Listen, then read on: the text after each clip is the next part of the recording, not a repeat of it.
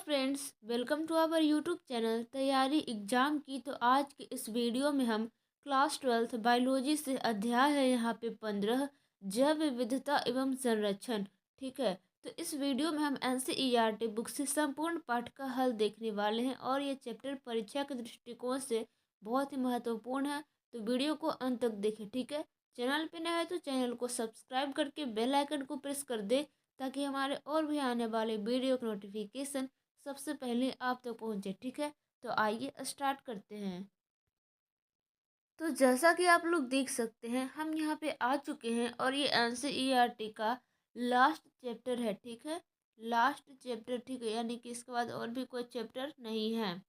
तो आइए देखते हैं इसे। ये है, देखिए, अभ्यास प्रश्न। प्रश्न संख्या ए कहता है, जैव विविधता के 3 आवश्यक घटकों यानी कि कंपोनेंट के नाम बताइए। उत्तर हो जाएगा यहाँ पे जैव विविधता के आवश्यक घटक। तो हो जाएगा जैव विविधता के आवश्यक घटक हैं। इस तरह से आप लोग आंसर लिखेंगे।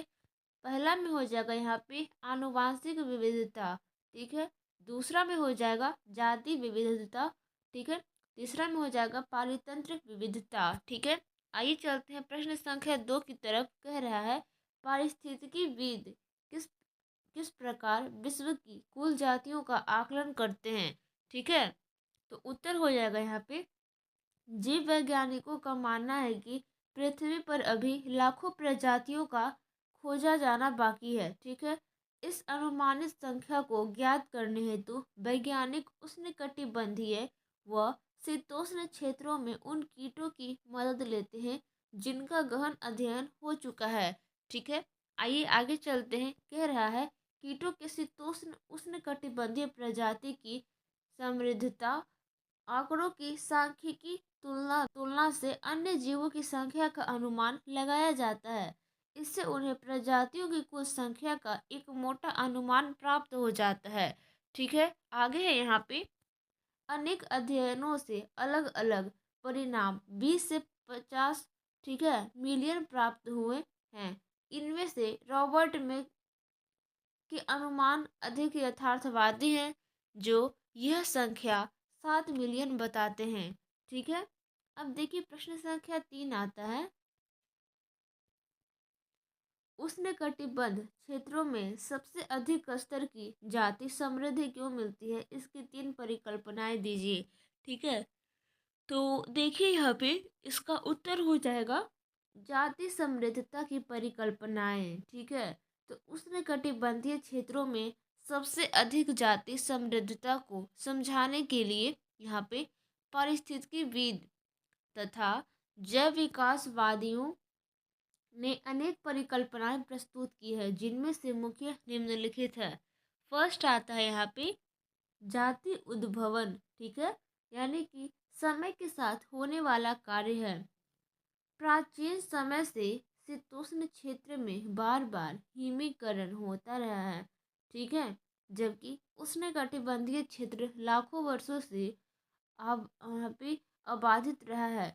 इसी कारण जाति विकास तथा विविधता के लिए उष्णकटिबंधीय क्षेत्रों में उपयुक्त तथा पर्याप्त समय मिला है।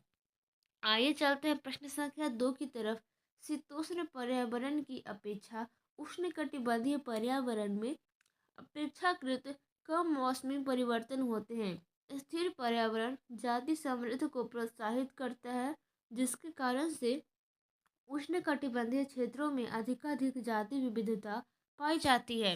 आइए चलते हैं यहाँ पे तीसरा की तरफ। कह रहा है, उष्णकटिबंधीय क्षेत्रों में शीतोष्ण क्षेत्रों की अपेक्षा अधिक सौर ऊर्जा उपलब्ध है, जिससे अधिक उत्पादन होता है, जो परोक्ष रूप से जैव विविधता को प्रोत्साहित करता है। ठीक है, आइए चलते हैं प्रश्न संख्या 4 की तरफ। कह रहा है, जातीय क्षेत्र संबंध में समाश्रयन यानी कि इसे इंग्लिश में रिग्रेशन कहते हैं कि ढलान का क्या महत्व है?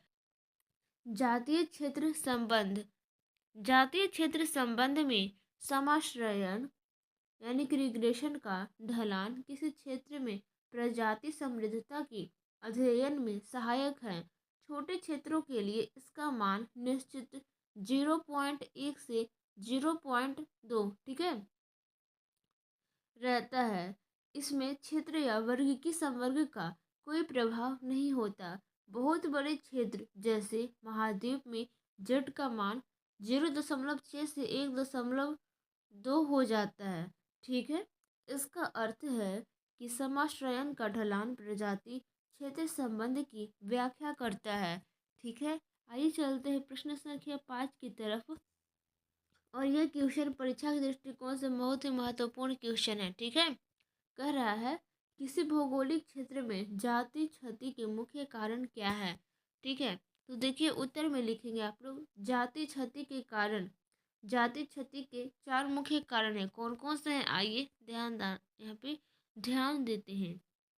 फर्स्ट में है आवासीय क्षति तथा विखंडन। मानवीय हस्तक्षेप के कारण जीवों के प्राकृतिक आवासों विशेष रूप से कोरल रीफ व वर्षा का नाश हुआ है, जिसके कारण जातियों का विनाश गत 150 वर्षों में अत्यंत तीव्र गति से हुआ है। ठीक है, यानी कि काफ़ी तेज गति से हुआ है। मानव हितों के कारण औद्योगिक क्षेत्रों, कृषि क्षेत्रों, आवासीय क्षेत्रों में निरंतर वृद्धि हो रही है, जिससे वनों का क्षेत्रफल लगातार घट रहा है। आवासीय क्षति जंतु और पौधों के विलुप्तीकरण का मुख्य कारण है। इसमें निवास करने वाली लाखों जातियां प्रभावित हुई हैं और उनके जीवन को खतरा उत्पन्न हो गया है। आवासीय क्षति के अतिरिक्त प्रदूषण भी जातियों के लिए एक बहुत बड़ा खतरा है। ठीक है, आगे यहाँ पे मानव क्रियाकलाप भी जातीय आवासों को प्रभावित करते हैं। जब मानव क्रियाकलापों द्वारा बड़े आवासों को छोटे छोटे खंडों में विभक्त कर दिया जाता है, तब जिन स्तनधारियों और पक्षियों को अधिक आवास चाहिए वो बुरी तरह प्रभावित होते हैं, जिससे समष्टि में उनकी कमी होती है। ओके, आइए चलते हैं दूसरा की तरफ। कह रहा है अतिदोहन, यानी कि मानव हमेशा से भोजन तथा आवास के लिए प्रकृति पर निर्भर रहा है। ये सभी आप लोग जानते होंगे, परंतु लेकिन लालच के वशीभूत होकर मानव प्राकृतिक संपदा का अत्यधिक दोहन कर रहा है, जिसके कारण बहुत सी जातियां विलुप्त हो रही है। ओके, आगे है यहाँ पे अतिदोहन के कारण गत 500 वर्षों में अनेक प्रजातियां विलुप्त हो गई है, जैसे ऑस्ट्रेलियर की काऊ, पैसेंजर पिंजन। अनेक समुद्री मछलियों की प्रजातियां शिकार के कारण कम होती जा रही है, जिसके कारण व्यावसायिक महत्व की अनेक जातियां खतरे में हैं।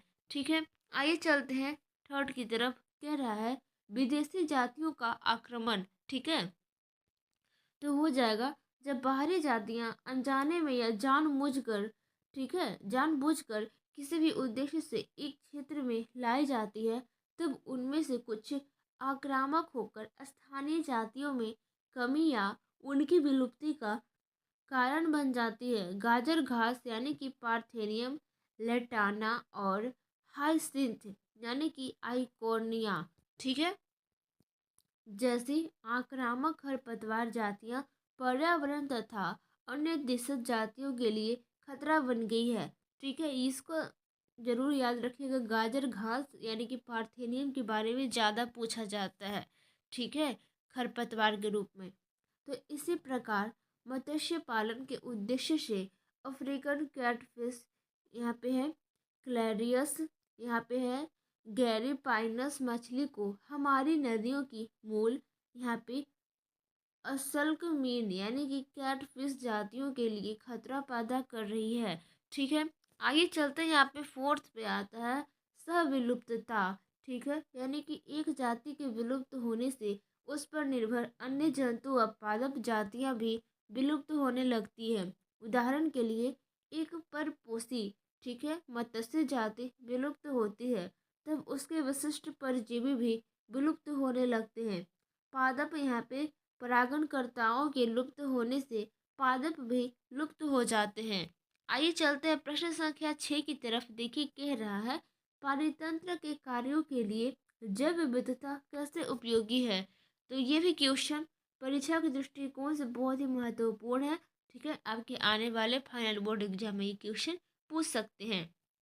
तो देखिए उत्तर हो जाएगा जैव विविधता की पारितंत्र के कार्यों के लिए उपयोगिता। पारितंत्र के कार्य हैं उत्पादकता, अपघटन, ऊर्जा प्रवाह तथा जैव भू रासायनिक चक्र, यह सभी कार्य जैव विविधता के द्वारा ही संपन्न होते हैं। अनेक दशकों तक पारिस्थितिकविद का विश्वास था कि जिस समुदाय में अधिक जातियां होती है वह पारितंत्र कम जाति वाले समुदाय से अधिक स्थिर रहता है। ठीक है, आइए आगे चलते हैं। डेविड टिलमैन ने प्रयोगशाला के बाहर के भूखंडों पर लंबे समय तक पारितंत्र के प्रयोग के बाद पाया कि उन भूखंडों में जिन पर अधिक जातियां थीं, साल दर साल कुल जैव भार में कम विभिन्नता दर्शाई। उन्होंने अपने प्रयोगों में यह भी दर्शाया कि विविधता में वृद्धि से उत्पादकता बढ़ती है। कौन थे वैज्ञानिक? तो डेविड टिलमैन। ठीक है, ये बात आपको याद रखनी है। आगे आता है यहाँ पे अपशिष्ट निस्तारण पारितंत्र सेवा सूक्ष्म जीवों द्वारा संपन्न होती है। सूक्ष्म जीवों की विविधता से ही अपघटन बेहतर प्रकार से संपन्न होता है। जैव भू रासायनिक चक्र व ऊर्जा प्रवाह विविधता के कारण ही अधिक सुचारू व पूर्ण रूप प्राप्त करते हैं। ठीक है, पारितंत्र द्वारा प्रदत्त सुरक्षात्मक नियामक वायुमंडल में गैसों की मात्रा का नियमन सेवाएं भी जैव विविधता की ही देन है। आइए चलते हैं आगे वाले प्रश्न की तरफ।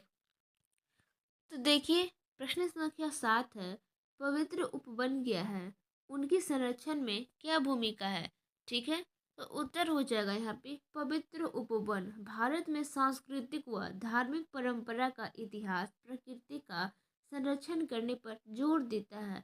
बहुत सी संस्कृतियों में वनों के लिए अलग भूभाग छोड़े जाते थे और उनमें सभी पौधों तथा वन्य जीवों की पूजा की जाती थी। इस तरह के पवित्र उपवन या आश्रय मेघालय की खासी तथा जयंतिया पहाड़ी, राजस्थान की अरावली, कर्नाटक तथा महाराष्ट्र के पश्चिमी घाट व मध्य प्रदेश के सरगुजा, चंदा व बस्तर क्षेत्र हैं। मेघालय के पवित्र उपवन अनेक दुर्लभ व संकटग्रस्त पौधों की अंतिम शरण स्थली है। आगे है यहाँ पे पवित्र उपवन में किसी को भी पौधों को तोड़ने की अनुमति नहीं होती, अतः इनमें सभी एंडेमिक प्रजातियां भली प्रकार वृद्धि करती है और संरक्षित रहती हैं। प्रश्न संख्या 8 आता है यहाँ पे पारितंत्र सेवा के अंतर्गत बाढ़ व भू अपरदन यानी कि सॉयल इरोजन नियंत्रण आते हैं। यह किस प्रकार पारितंत्र के जीवीय घटकों यानी कि बायोटिक कंपोनेंट द्वारा पूर्ण होते हैं? तो देखिए, उत्तर में दिया गया है पारितंत्र को संरक्षित कर बाढ़, सूखा व भू अपरदन जैसी समस्याओं पर नियंत्रण पाया जा सकता है। वृक्षों की जड़ें मृदा कणों को जकड़े रहती है, जिससे जल तथा वायु प्रवाह में अवरोध उत्पन्न होते हैं। वृक्षों के कटान से यह अवरोध समाप्त हो जाता है। मृदा की ऊपरी उपजाऊ परत तीव्र वायु या वर्षा के जल के साथ बहकर नष्ट हो जाती है। इसे मृदा अपरदन कहते हैं। तेज वर्षा होने पर वनाच्छादित क्षेत्र में जल की तीव्र वेग वाली बूंदें पहले वृक्षों की यहाँ पे कैनोपी से टकराती है। ठीक है, फलस्वरूप उसके बाद उनकी गतिज ऊर्जा कम हो जाती है। इसके कारण यह बूंदें धीरे धीरे भूमि पर गिरकर मृदा में गहराई तक प्रवेश कर जाती है। यहाँ पे आगे में वन स्पति विहीन भूमि पर वर्षा की बूंदें तीव्र वेग से मृदा कणों से टकराती है तथा उसे बहा ले जाती है। यही अपरदन है। ठीक है, यानी कि एक तरह से कह लीजिए मिट्टी का एक तरह से कटाव या बहाव को ही अपरदन कहते हैं। ठीक है, तो पहाड़ों में जल ग्रहण क्षेत्रों के वृक्षों को काटने से मैदानी क्षेत्रों में बाढ़ आ जाती है और ये अधिक गंभीर रूप धारण कर लेती है। आप लोग अक्सर देखते होंगे, गांव में रहते होंगे तो गांव में ज़्यादा बाढ़ आता है शहर के अपेक्षा। ठीक है, तो बाढ़ के समय नदियों का पानी किनारों से तेज गति से टकराता है और इन्हें काटता रहता है। इसके फलस्वरूप नदी का प्रवाह सामान्य दिशा के अतिरिक्त अन्य दिशाओं में भी होने लगता है। वृक्षारोपण बाढ़ नियंत्रण तथा मृदा अपरदन को रोकने का प्रमुख उपाय है। ठीक है, अगर आपके गांव में ज़्यादा बाढ़ वगैरह आता है तो आप लोग वृक्षारोपण कीजिए। ठीक है, ओके, जब आपको टाइम मिले जब पेड़ लगा दीजिए। यहाँ पर है, यहाँ पे वृक्ष मरुस्थलों में यहाँ पे वातीय अपर्दन, ठीक है, यानी कि वाइन इचोसन को रोकने में उपयोगी होते हैं। वृक्ष वायु गति की तीव्रता को कम करने में सहायक होते हैं, जिससे अपरदन की दर कम हो जाती है। ठीक है, अब देखिए चलते हैं प्रश्न संख्या 9 की तरफ। कह रहा है पादपों की जाति विविधता 22%, जंतुओं की 72% की अपेक्षा बहुत कम है। क्या कारण है कि जंतुओं में अधिक विविधता मिलती है? देखिए उत्तर में लिखेंगे आप लोग, जंतुओं की अधिक विविधता के निम्न कारण है। में है जंतुओं की गतिशीलता, ठीक है ने इन्हें अलग अलग पर्यावासों हेतु अनुकूलन प्रदान किए होंगे। पौधों को स्थिर होने के कारण ऐसे आवासों में उगने के अवसर न मिले। ब में आता है यहाँ पे पादप स्वपोषी हैं, ठीक है, सभी पादप सिर्फ प्रकाश संश्लेषण विधि द्वारा भोजन निर्माण करते हैं। सभी इस हेतु यहाँ पे CO2 व H2O का प्रयोग करते हैं, कार्बन डाइऑक्साइड और जल का प्रयोग करते हैं। अतः पादपों में पोषण को लेकर विविधता उत्पन्न नहीं हुई।